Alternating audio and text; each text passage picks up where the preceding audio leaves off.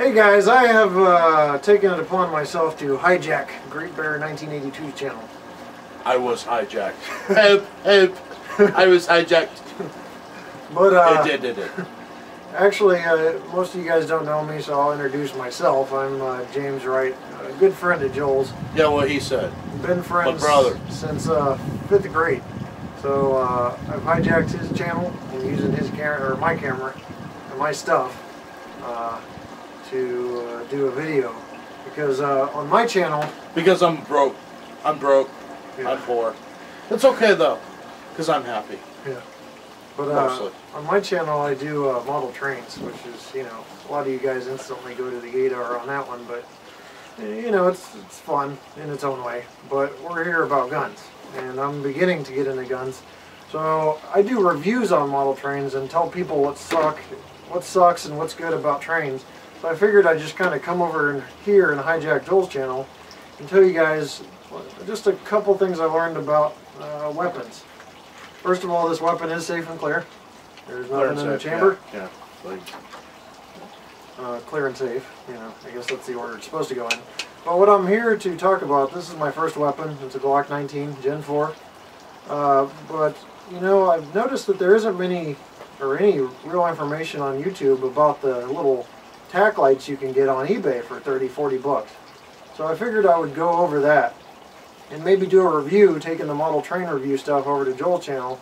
Just do a review of these tack lights. Because, you know, regardless of how much money you have, you want to save a few bucks, and that's what I tried to do with this tack light. So on eBay, you'll see them all around. Tack lights that run $20 to $30. Sometimes they ship from China. I try to find ones from the US because the China ones take forever, and it's almost impossible to get a refund. Or you can't return it, but you can usually get a refund. So I found a US shipper out in Grand Island, Nebraska, and I'm from Omaha, Nebraska. Joel is not. But anyway, I'm visiting, so I figured I would go over this real quick, this tack light. As you see here, $30 gets you a supposed, quote-unquote, 80 lumen tack light. So that's where my problem is with that. So let me go and place the gun down here and talk just about the tack light. First of all, I've got an M6 Pelican lithium light here. You can see the brightness of that. That's supposedly 70 lumens, right? But this one on eBay is rated at 80 lumens, and it's not nearly as bright. I don't know how well this is picking up on camera, but it's not nearly as bright. 200. So my first thing to say is the lumens are off. They may advertise 70 or 80, but they're not 70 or 80. It's just what you're getting for 30 bucks. 200 lumen here. So I don't know how, like I said, how well this is picking up in the video, but you have to take our word for it that 70 lumens is not coming out of this Glock $30 flashlight. Now that we've talked about that, another important thing I decided to do was actually fire the weapon with the flashlight on. So I took the weapon out to the range, my indoor range in Omaha, Nebraska, and I fired it with it on. Well, guess what happened? Flashlight broke. it went to crap. It just quit working. I thought it was a battery. I actually bought some batteries from my local gun store, which is the Bullet Hole in Omaha, a pretty good gun store. But that didn't fix the problem, so I found out that the light had went out. So I contacted the company through email on eBay and got a new one. So I got a new one sent to me. I fired this one about 1,000 rounds, or about 500 rounds to it, and it's held up. So that's the second problem you may encounter with these is durability. But once you get a good one, it's been holding up pretty well. So if you just want a basic flashlight, it's bright enough to identify intruders in the dark in a home invasion nighttime sort of situation, I would highly suggest you save yourself 150, 200 bucks and go ahead and purchase one of these $30 flashlights. But I would also suggest that you do is actually fire your weapon with it. Because the worst thing that could possibly happen is a home intruder or intruders breaks in your home and you're firing and your light goes out. And then the ones behind, you don't know if it's the cops responding or more intruders. So I'm a newbie. You don't have to take my word for it. I completely understand I may be king of the crap pile over in the model train world. But over here in the gun thing, I'm just starting. I'm just. I'm sitting here with giggling the shit out. Yeah, yeah. That's the other thing about model trains. I try not to cuss because I got a lot of younger viewers, so I'm not used to it. So you'll see in a later video where I'm like, oh, try not to cuss and stuff. But anyway, so I suggest you guys go ahead and purchase this thing. If you want to save yourself some money, just make sure it fires. It goes on the Glock fine, as you can see here. No problems. You just depress the lever up front. It goes and it seats nice and good there. No problems there. There's a toggle switch. No problems there. Everything else is good. Just make sure it works. All right. Make sure you can run it. Now that that's out of the way, I don't know if Joel has any final words, but we went out to the range. And I will tell you right now, from being with this guy since 5th grade, if there are any questions, and I have seen questions on his channel about about how experienced this guy is, take no doubt. I'm his friend since 5th grade. I know this guy can kick a lot of ass, and he can handle a lot of business. Okay, so don't worry about his experience level, because I can tell you as a lifetime friend that he hasn't. Okay, I've been beside him in a lot. He's been beside me when I got knocked out in the park. We were just talking about that earlier today. So his experience level is beyond well enough to make videos about stuff. Way better than mine, and like I said, I'm just starting, but he's at the top of his game. He's the king of his shit pile. So anyways, with that being said, we went to the range today, and this mofo was a Moss 500. Mossy 500, Mossberg 500. Mossberg 500 from 100 yards, shot dead center, and the sight flew off. I think that was actually after the sight flew off. After the sight flew off. I was better without the sight. And now keep in mind, when you see this video, it's from 100 yards, and the target is about a dinner plate size, okay? We're talking about 12 inches in diameter max. So he knows what he's doing with the shotgun, but he also knows martial arts very well. He also knows defense very well, grappling very well, judo, jiu-jitsu. This guy can handle it. He's very battle tested for a lot of situations, including some situations that a lot of people never think about. So just wanted to get that out there from a friend of his. I know he won't brag on himself, but I'll be glad to brag for him. Go. Something I'd like to add before we skedaddle and run off, what the hell ever.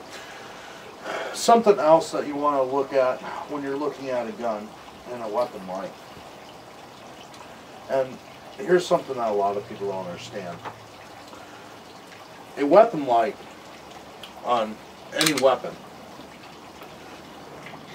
when I put this on, okay, where's the light? It's right under the bore, right? So if I'm firing this in a low light situation, all the baddies will know where my bore is. Okay? So I'm going to go ahead and keep this on. But if I'm in a combat situation in the middle of the night, I might want a handheld. Okay? Here's where I'm going to bring the Surefire in. Okay? So I might want to have it here so I can still see what I'm shooting at. But if I need to misdirect my opponent, I can bring my light up and out. And I can still have that light shining at my opponent, but I can be off side and off center. The point of this is so that I will have the ability to misdirect my opponent to thinking that the bore is at the light, when in all actuality it's not. The light is actually over here. But they're going to shoot at the light, not me. So if I were to choose, I would much rather take a round in the arm as to take one in the chest. So, you know, when you're aiming your pistol, obviously you're going to have it up towards your head, right? Well, if I have my bore light on, yeah, now you know where my head's at. If I turn my bore light off and I use this light, my head, what you think is my head, is not there. It's over here.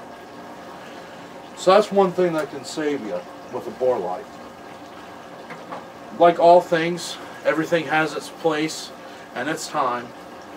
And a bore light is something that's great to have on your gun for quick access, easy access. And yes, you know, you can very quickly figure out what's going on, shut it off real quick, engage your target, turn it on, shut it off, move, engage. I'm not saying that you can't do things like that, and I'm not saying that you can't use it tactically by knowing its shortcomings and using them to your advantage.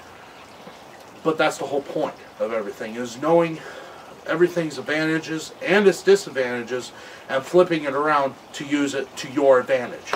That's what you need to be doing in all things. I don't care what art you're using, I don't care what weapon you're using, I don't care what it is that you're using. You need to know its advantages, its disadvantages, and figure out how to make its advantages and disadvantages your advantage. The same principle was used in World War II with the M1 Garand, where World War II and World War I believe, was also when the M1 Garand came out too. But after the last round was fired, or after the last round was chambered, sorry, you would have this really loud metallic pling, and that would telegraph to your enemy, hey, this guy's almost out of rounds. They'd wait till he fired that last shot, then they'd stick their heads up and start engaging, as they knew that this guy has to reload now. Well, what some of the Marines did is they noticed this phenomenon happening after, oh, I don't know, 10 of their buddies decided to get bit the dust.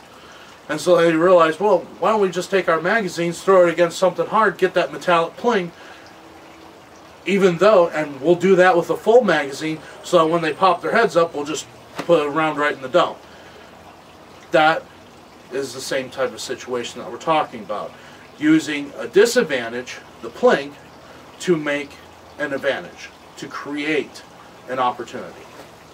And that's what it's all about.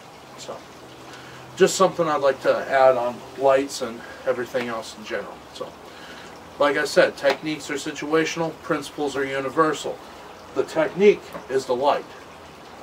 The principle is using a disadvantage to your advantage. So, thanks. We appreciate your time, we appreciate your comments, we appreciate your views. Defend your homes wisely.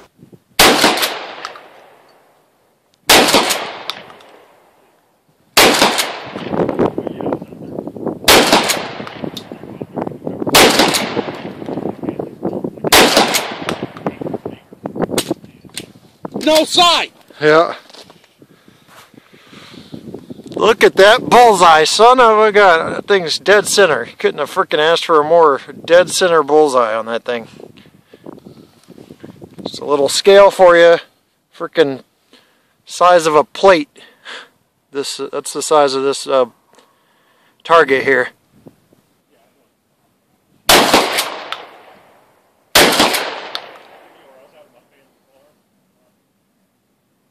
My sight's gone.